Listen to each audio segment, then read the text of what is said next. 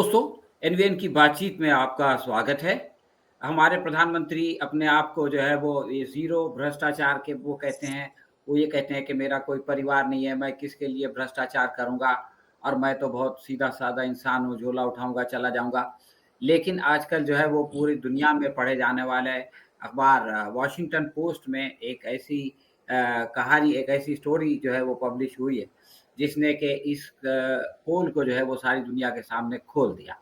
और वही जो एलआईसी का मामला बरसों से हमारे यहाँ जो है वो ढके-छुपे अंदाज में आता था और जिसकी बात उठाई जाती थी तो जिसकी तरफ कोई ध्यान नहीं देता था। आज पूरी दुनिया में चर्चा का विषय बना हुआ है। एलआईसी के ज़रिए से किस तरह जो है वो प्रधानमंत्री के परम मित्र गौतम अडानी की सहायता की गई, इस पर जो है वो सारी दुनिया सोच रही है। इस विषय को समझने के लिए आज हमारे साथ हैं श्री विश्वास उत्की साहब, जो इस समस्या को बहुत पहले से उठाते रहे हैं। तो आज हम इनसे जानने की कोशिश करेंगे कि ये क्या भ्रष्टाचार है और ये कैसे किया गया? विश्वास साहब, आपका इस कार्यक्रम में स्वागत है। मैं सवाल आपसे कर चुका हूँ। आप एक आसान भाषा में समझाइए कि एलआईसी से किस तरह से गौतम अडानी को एलआईसी का फ़ायदा पहुँचाया गया? आपका बहुत बहुत धन्यवाद है कि आपने इस सवाल को आज बहुत महत्वपूर्ण समझा। मैं बार-बार बोल चुका हूँ लेकिन अभी फिर से एक बार खुलासा करता हूँ कि अभी देखिए वॉशिंगटन पोस्ट ने तो जो न्यूज़ लगाई है वो उसका खंडन भी एलआईसी ने किया है। अब ये दोनों अपना-अपना काम करते रहेंगे। लेकिन असल में क्या हो रहा है? पहले हम देखते हैं कि वॉशिंगटन पोस्ट क्या कह रहा है कि नीति आयोग एक पेपर बनाता है, डिपार्टमेंट ऑफ फाइनेंशियल सर्विसेज जो मिनिस्ट्री ऑफ फाइनेंस मतलब निर्मला सीतारामन के अंडर काम करता है और वो इस देश का एक बहुत इंपॉर्टेंट डिपार्टमेंट है। अर्थशास्त्र के जितने भी अंग है उसके ऊपर निर्णय करने वाला वो एक डिपार्टमेंट है, डिपार्टमेंट ऑफ फाइनेंशियल सर्विसेज। अब देखिए इसके अंडर बैंकिंग आता है, तो बैंकिंग का रेगुलेटर होता है रिजर्व बैंक ऑफ इंडिया। इसके under department of revenue services आता है, मतलब महसूल जो जमा होता है, टैक्स जो कलेक्शन होता है वो आता है। और तीसरा महत्वपूर्ण अंग जो है वो आईआरडीए है। IRDA reserve bank of India जैसे एक रेगुलेटर है। अब आईआरडी के अंडर जनरल इंश्योरेंस भी है और लाइफ इंश्योरेंस भी है। और हम सब जानते हैं कि 1956 में भारत सरकार की एक सबसे बड़ी संस्था जो है एलआईसी ऑफ इंडिया, जो एक कारपोरेशन बनी, वो एक स्टैच्यूट है, एक कानून के जरिए एक एलआईसी कॉर्पोरेशन का गठन हुआ। अब ये ऑटोनोमस बॉडी है। अब इसका जो आज के तारीख में जो बैलेंस शीट है, उसका जो व्यवहार है, वो इस देश की सुरक्षा के लिए, आर्थिक सुरक्षा के लिए एक बहुत बड़ा रोल अदा करता है। जैसे स्टेट बैंक ऑफ इंडिया है, जिसे बैंकों का नेशनलाइजेशन है, ये जितना बड़ा रोल अदा करते हैं भारत की इकोनॉमी में, उतना ही महत्वपूर्ण रोल एलआईसी का है और जीआईसी का भी है। मैं आज ये इतना खुलासा इसलिए कर रहा हूँ कि मोदी के जमाने में पिछले 11 साल में ये जो संस्था है, bank, LIC, GIC, employees provident fund organisation, ये सारी जो फाइनेंशियल इंस्टीट्यूशन है, इसका इस्तेमाल गिने चुने कारपोरेट्स के लिए हो रहा है। हाँ, सरकार इन संस्था का अपने लिए भी इस्तेमाल करती है, मतलब सरकार की योजनाओं के लिए, वो चाहे कोई भी योजना हो। एलआईसी में जो जनता का पैसा है वो उनका इंश्योरेंस प्रीमियम है। जहां तक हम सब लोग जानते हैं 30 करोड़ से भी ज्यादा मध्यम वर्ग के लोग उनका इंश्योरेंस जो है लाइफ इंश्योरेंस, उसका हर महीने में प्रीमियम यहाँ पे जमा करते हैं। वो लाखों करोड़ों का एक बहुत बड़ा पूंजी एलआईसी में है। लेकिन इसका इस्तेमाल जो होता है, अभी हाल ही में हमने जो देखा कि अदानी का एक आईपीओ निकला, उनके पावर का, मतलब उनकी 10 कंपनियां हैं, लिस्टेड है सेबी में। उसमें से एक कंपनी जो पावर से रिलेटेड है वो एक आईपीओ निकालती है और वो आईपीओ निकालने के बाद उसका 5000 करोड़ का आईपीओ एलआईसी 1 घंटे के अंदर पूरा खरीद लेता है। इसका मतलब क्या हुआ? एलआईसी और अदानी की मिली भगत जो है तो ऐसे अपने आप में नहीं है। ऊपर से सूचना आती है, एलआईसी का चेयरमैन, उसको फोन आता है डीएफएस के फाइनेंस सेक्रेटरी से आता है, डीएफएस से आता है, और ये इन्वेस्टमेंट करने का जो तरीका है एलआईसी का, पूरा का पूरा आईपीओ उसे खुद उठा लिया है। अब ये कोई भी सवाल पूछेगा, सेबी में लिस्टेड है फॉर ऑल जनरल पब्लिक, लेकिन किसी को और चांस मिलने के पहले एलआईसी, इसको इतना बेहतर लगा अदानी का ये मामला। सवाल एलआईसी और अदानी का नहीं है, मैं कहता हूं एलआईसी के पूरे व्यवहार पर भारत के जो इन्वेस्टर्स है, मतलब इंश्योरेंस में जो इन्वेस्ट करते हैं, जो पॉलिसी होल्डर्स है, उन्होंने सवाल उठाना चाहिए, क्योंकि ये नेक्सस मोदी गवर्नमेंट और एलआईसी का और बैंकों का पक्का है। लेकिन हमको सवाल उठाना पड़ेगा कि हम इन्वेस्टर हैं एलआईसी में, हमारी पूंजी आपके पास है और आप अदानी का आईपीओ 1 घंटे में, वन सिंगल ट्रांजैक्शन में खरीद लेते हो। ये कहां तक सच है, ये कहां तक सही है, ये कहां तक जायज है, ये कहां तक हमारा इन्वेस्टमेंट एलआईसी में रिस्क फ्री है। यहां पर हम सवाल उठाएंगे कि LIC is playing the fire, playing with our money. क्योंकि जब ग्लोबल लेवल पर गौतम अदानी को गौतम अदानी हाजिर हो, ये समन इशू हुआ है एक कोर्ट से जो न्यूयॉर्क के नजदीक है, वो डिस्ट्रिक्ट कोर्ट है, और 3 बार समन्स इशू होने के बाद भारत सरकार का लॉ डिपार्टमेंट वो समन्स गौतम अदानी को देता नहीं है, और ऐसे गौतम अदानी का एक आईपीओ निकलता है, उसको एलआईसी लेता है। अब जाके वॉशिंगटन पोस्ट कहता है कि भाई DFS, government of India, NITI Aayog एक पेपर बनाते हैं और अदानी को 3.9 बिलियन, मतलब करीब करीब 32-33 हजार करोड़, इतना बड़ा इन्वेस्टमेंट फंड एलआईसी और अदानी में ट्रांजैक्ट होता है। मतलब 5000 छोड़ दो आईपीओ में, यहां तो सीधे गवर्नमेंट ऑफ इंडिया एक डायरेक्शन करता है, अब उसको एलआईसी नकारता है। नकारने की बात वो कर सकता है क्योंकि माधवी बुच सेबी में थी, उसने यही कहा। अदानी ने सेबी का पूरा खंडन किया, हिंडनबर्ग का खंडन किया। हमने ये देखा कि इन्वेस्टर ने उसके पूरे जो 19 लाख करोड़ के मार्केट कैपिटलाइजेशन थे, उसमें से इन्वेस्टर्स का विश्वास ढल गया और वो करीब करीब 10 लाख करोड़ का मार्केट कैपिटलाइजेशन गिर गया सिर्फ 7 दिन में। वैसे एलआईसी में तो होगा नहीं, लेकिन फिर भी अदानी ने बाद में जो शेयर्स कमा लिए, उसका मार्केट कैपिटलाइजेशन 7 लाख करोड़ में आने के बाद फिर वो आज के तारीख में 19 लाख करोड़ है। मैं दावे के साथ कहता हूं एलआईसी ने अगले 6 महीने में ये अदानी के 10 कंपनियों के शेयर बैंक, सारे बैंकों के साथ में एलआईसी ने और ईपीएफओ ने सरकार के आदेश के बाद वो खरीद लिए हैं। इसलिए गौतम अदानी का मार्केट कैपिटलाइजेशन आज भी 19 लाख करोड़ है। ये कैसे हो रहा है? ये भारत सरकार, डीएफएस, एलआईसी, बैंक और अदानी का नेक्सस है, मिली भगत है, इसलिए ये हो रहा है। और ये मैं पिछले 2-3 साल से कह रहा हूं। हिंडनबर्ग ने ये कहा, हम लोगों ने कहा, मार्केट में हम लोग देख रहे हैं, और ये अब तो वॉशिंगटन में कहने के बाद अब दूध का दूध पानी का पानी हो गया है। हमारा इन्वेस्टमेंट, इंश्योरेंस का इन्वेस्टमेंट, एलआईसी 2-4 लोगों के लिए उनके गिरे हुए शेयर खरीदने के लिए और उनकी कंपनियों में डायरेक्टली फ्रेश इन्वेस्टमेंट करने के लिए भारत सरकार कहने के बाद में और भारत सरकार कहने के पहले भी वो इन्वेस्ट करता है। ये एलआईसी का एक गलत इन्वेस्टमेंट पॉलिसी है, क्योंकि गौतम अदानी आज के तारीख में हिंडनबर्ग का एक्सपोजर होने के पहले और हिंडनबर्ग का एक्सपोजर होने के बाद एक बहुत बड़ा रिस्क फैक्टर है।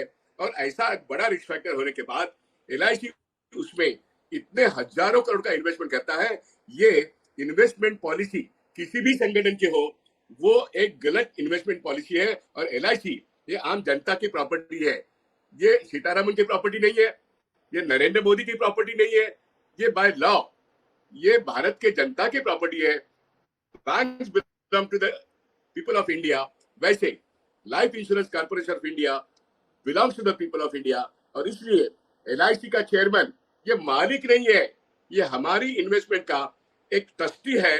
और एक ट्रस्टी होने के नाते गौतम अदानी के एक आदमी के, एक कारपोरेट के ऊपर वो इतना बड़ा इन्वेस्टमेंट लगातार बार बार जिंदगी के पहले भी और जिंदगी के बाद भी कर रहा है। ये मेरे ख्याल से एलआईसी बोर्ड का, एलआईसी चेयरमैन का और भारत सरकार का एक बहुत बड़ा क्राइम है। और इस क्राइम को अगर बुक करना है तो सुप्रीम कोर्ट को, दूसरी एक ऑटोनोमस संस्था है, इसको सुओ मोटो ये केस लेना चाहिए कि जनता के पैसा का गबन होता है। मैं दूसरा एक उदाहरण देता हूं, जैसे ज्ञानेंद्र कुमार वोट चोरी कर रहा है, वैसे जनता के पैसे का गबन बैंक्स और एलआईसी में जो पड़े हैं बचत के रूप में, इन्वेस्टमेंट के रूप में, वो नीति आयोग और भारत सरकार का जो नेक्सस है गौतम अडानी के साथ, ये हमारे पैसे की डायरेक्टली चोरी हो रही है।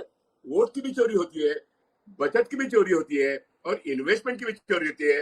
ये मेरा सिर्फ परसेप्शन नहीं है, ये हम प्रूव कर सकते हैं आज की तारीख में। दूध का दूध, पानी का पानी हुआ है। एलआईसी चेयरमैन और LIC board, they are subject to public scrutiny, और ये मांग उठाकर लोगों को एलआईसी के योगक्षेम पर धावा बोलना चाहिए, मिनिस्ट्री ऑफ फाइनेंस को धावा बोलना चाहिए। ये मेरा मानना है, ये जन आंदोलन का एक विषय होना चाहिए।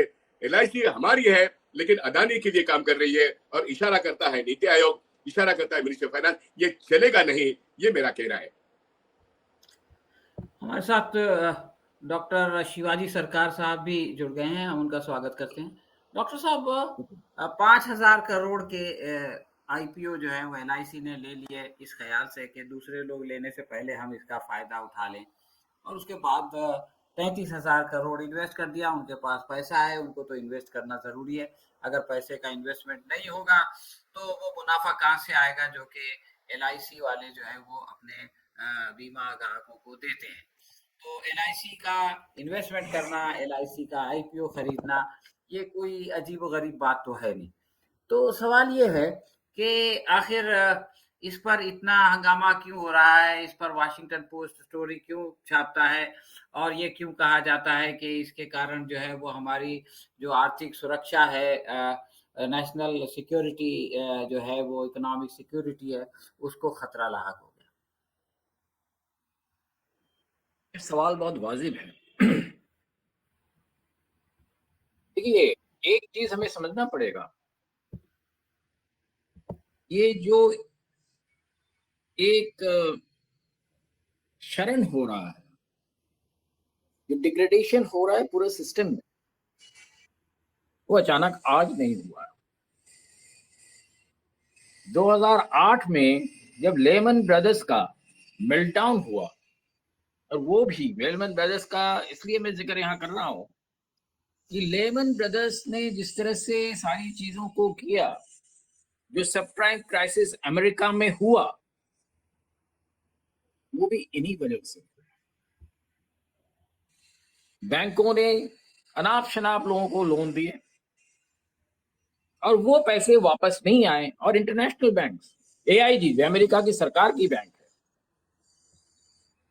उसके बाद हमारे हिंदुस्तान में क्या किया गया, जब मेल्टडाउन हो गया, उस वक्त हमारी जो हिंदुस्तान की सरकार थी मनमोहन सिंह की, वो एक पॉलिसी लेके आए कि बहुत ज्यादा मेल्टडाउन हो गया है तो बड़ी कंपनियों का इंसेंटिवाइजेशन करना चाहिए।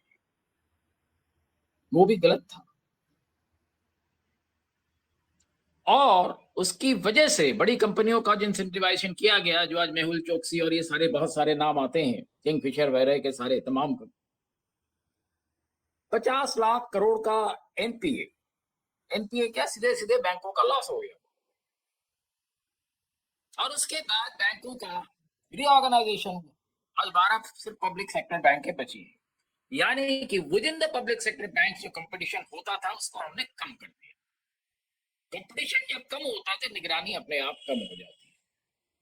सेबी का हमने देख चुके हैं, हम माधवी बुच ने किस तरह से सेबी का बेजा इस्तेमाल किया। तो ये हमने एक फाइनेंशियल सिस्टम बना लिया है।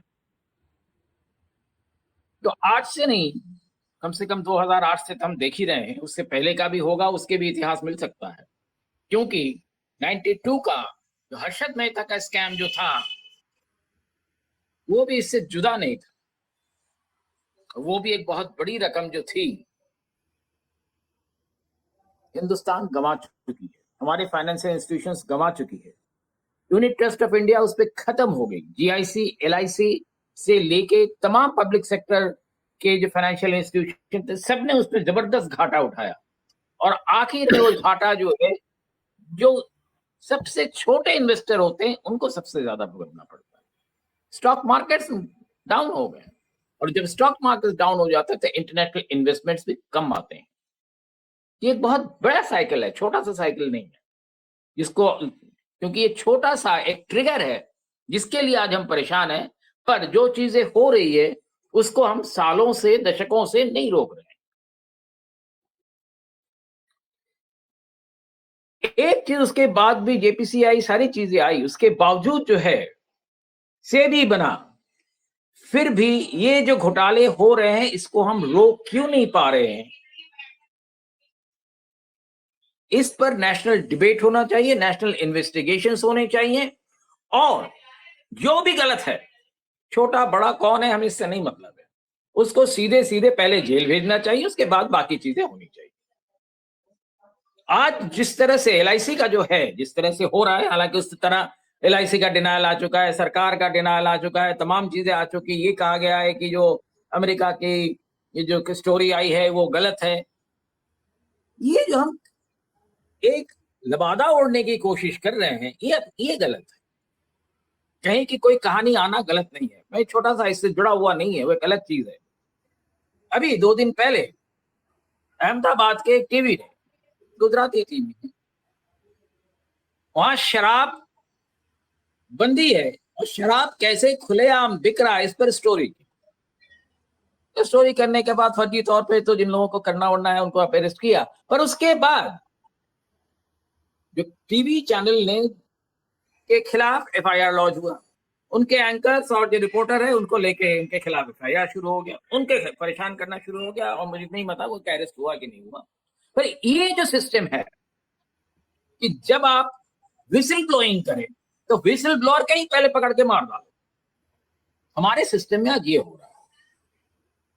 अदानी को अगर पैसे दिए गए या किसी को भी दिए गए, उसपे एलआईसी से पहले अगर सरकार आकर सफाई देने की कोशिश करती है, तो मेरा तो पहला सवाल है कि सरकार तो इसमें है नहीं, सरकार को इसमें सफाई देने की क्या जरूरत है? और एलआईसी को हम पैसे देते, वो हमारा पैसे का ट्रस्टी है, वो हमारा पैसे का बेजा इस्तेमाल कैसे कर रहा है? यही बेजा इस्तेमाल 92 में किया गया, यही बेजा इस्तेमाल 2008 में किया गया, और आज भी यही बेजा इस्तेमाल किया जा रहा है, और हिंदुस्तान की आवाम जो है वो भुगत रही। हिंदुस्तान की सरकार को पर आज 225 लाख करोड़ का कर्ज है, वो कर्ज नहीं चुका पाती। और कर्ज क्यों नहीं चुका पाती है? क्योंकि यही जो फाइनेंशियल इंस्टीट्यूशंस हैं, इनके जो पैसे आते हैं, इनके जो डिविडेंड्स आते हैं, उसी के जरिए सरकार का पैसा आता है।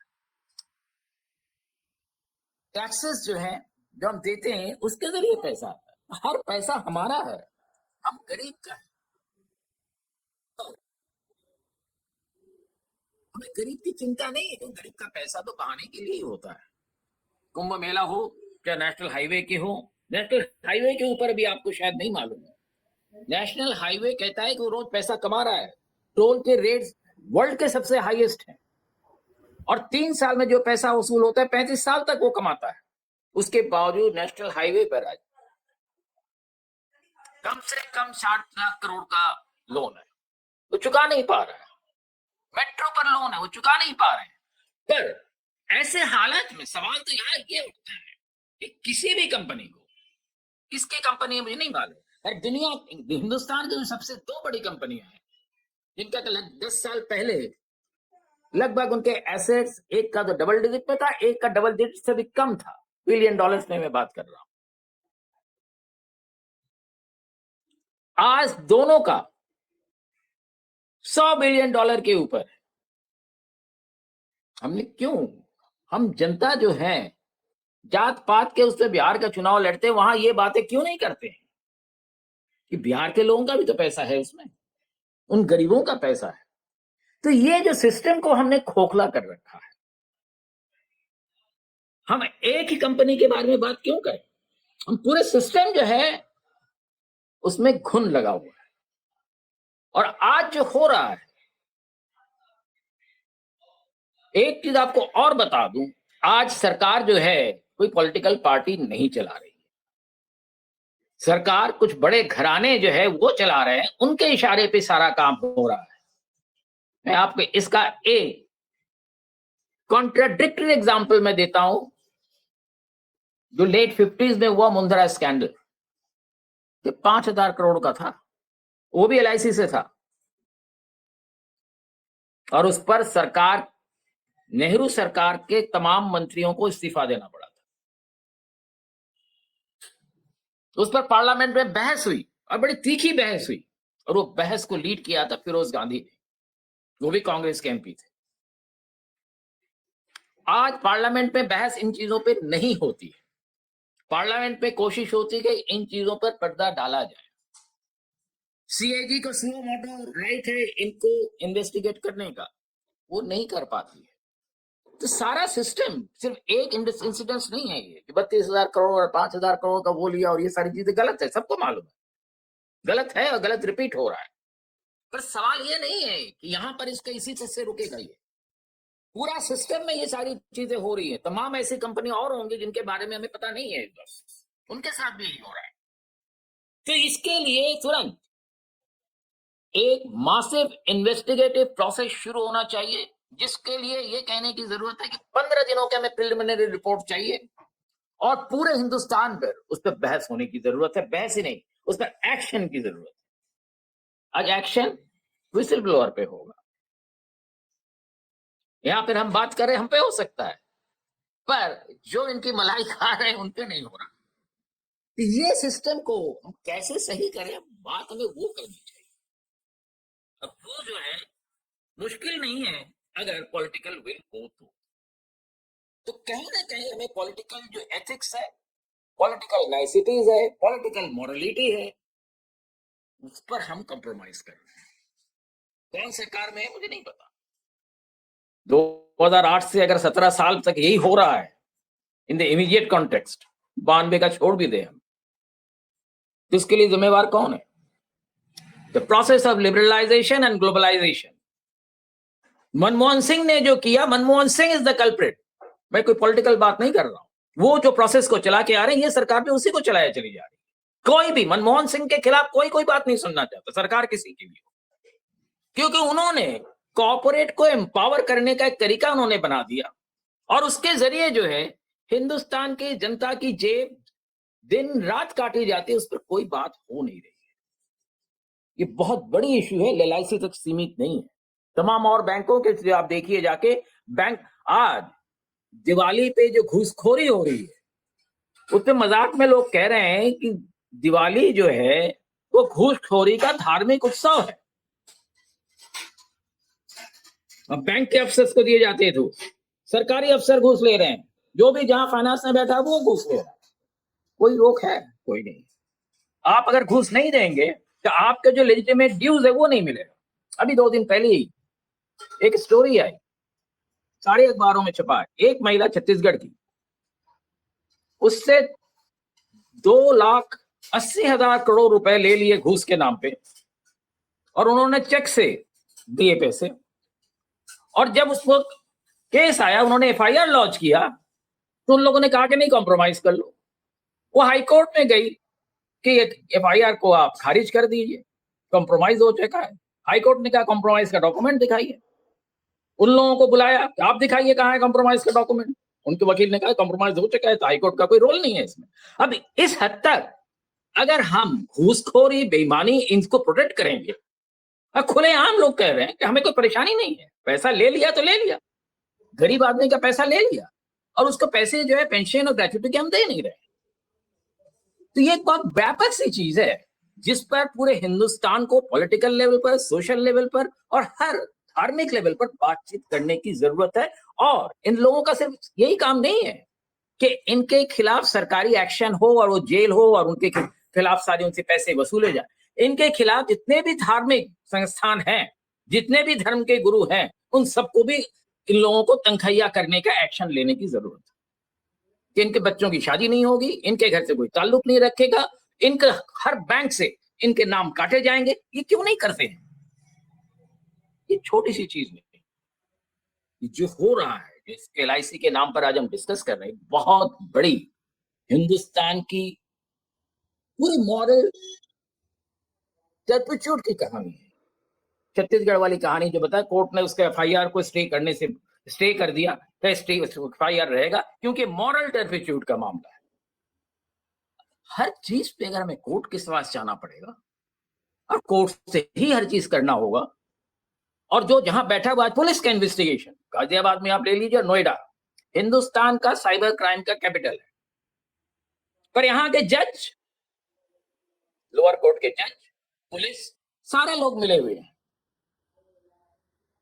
जो अगर उसके बाद जो परेशानियां ये हो रही है, तो सारी चीजें क्लियर है, साइबर क्राइम का जो पुलिस का सिस्टम वो सारी चीजें, सारी एविडेंसेस दे रहा है, पर जब वो कोर्ट में जाता है तो जज कहती है कि इन्होंने पैसे दिए क्यों, इन पर एक्शन क्यों ना हो। लॉयर कहते हैं चुप रहो, तुम्हारा जेल हो जाए, इनको तो कुछ नहीं होगा। ये पूरा सिस्टम बना लिया हमने, और ये छोटी सी बानगी जो बता रहा हूं, ये नेशनल लेवल पे ये चीजें हो रही हैं। कैसे बचेंगे आप, किसको बचाएंगे आप? LIC के अफसर कहेंगे हम तो डरे हुए, हमें ऑर्डर आया, हमने कर दिया। तो ये सिस्टम को कैसे क्लियर किया जाए, हमें अगर अगले डिस्कशन करना है तो इस पर बात करने की जरूरत है कि इन सारे बदमाशों को, जो जहां बैठा है हमें नहीं मतलब, जो सरकार में है, सरकार के बाहर है, कॉर्पोरेट में है, सबको जो है सीधे सीधे कम से कम जो है 30 साल का जेल होना चाहिए सुओ मोटो। उसके बाद इंक्वायरीज कीजिए। जब तक आप ये नहीं करेंगे, वो मेहुल चोकसी वहां मजे करेगा, बाकी सारे चोकसीज वो मजे करेंगे, और हम बातें करते रह जाएंगे। बातें करने से जी हमारी ये कहानी बन जाती है, सेटिस्फैक्शन में सोल्यूशन नहीं है। हाँ, तो दोस्तों आपने सुना कि ये तो एक टिप ऑफ आइसबर्ग है, और हम ये कह सकते हैं कि जो हम इस तरफ से ध्यान हटा के एक नींद सो रहे थे, उसमें एक टाच ऐसी लग गई जिसने कि हमको जगा दिया कि भाई ऐसा-ऐसा हो गया, और वो भी अमेरिका से लगी इसलिए हम लोग जागे, भारत में लगती या तो लगती नहीं, या लगती तो हम जागते नहीं। लेकिन ये कि इसने हमारा जो ध्यान है वो इस तरफ आकर्षित किया कि हमारा जो आर्थिक निज़ाम है, पूरा सिस्टम है, ये अंदर से खोखला हो रहा है, खोखला हो चुका है। इस पर बातचीत करने की ज़रूरत है, और इसको जो है वो पूरी तरह से ओवरहॉल करने की ज़रूरत है, ताकि कोई भी जो है वो इसका दुरुपयोग ना कर सके, और जनता का जो पैसा है वो सुरक्षित रह सके। डॉक्टर साहब आपने वक़्त निकाला, इससे पहले उदगी साहब ने भी समय निकाला इसके बहुत लिए। शुक्रिया। हम आप दोनों को बहुत-बहुत धन्यवाद कहते हैं, और आइंदा जिस तरह से कि आपने सजेस्ट किया, हम इस पर भी जो है वो चर्चा रखेंगे। शुक्रिया। शुक्रिया।